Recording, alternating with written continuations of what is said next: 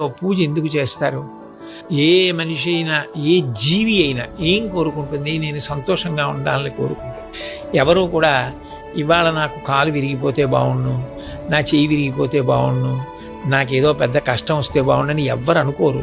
అందరూ సుఖంగా ఉండాలని కోరుకుంటారు. ఆఖరికి శరీరం పడిపోయాక కూడా జీవుడు సుఖంగా ఉండాలని కోరుకుంటాడు.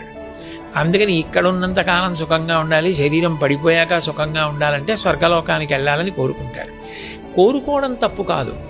కోరుకున్నవాడు ఏది చేస్తే అది వస్తుందో తెలుసుకుని చెయ్యాలి. సుఖంగా ఉండాలంటే ఏమిటి ఉండాలి? పుణ్యం ఉండాలి. పడిపోయాక స్వర్గానికి వెళ్ళాలంటే ఏమి ఉండాలి? పుణ్యం ఉండాలి. పుణ్యం అంటే ఏమిటి? నీ గురించి కాకుండా 10 మంది గురించి ఆలోచించడం. నేను తినేశానా లేదా కాదు, కనీసం ఒక్కడికైనా పెట్టానా అంటే కేవలం తను సుఖపడడం కాదు, నా వలన ఇంకొక ప్రాణి కూడా సుఖపడిందా, 10 మంది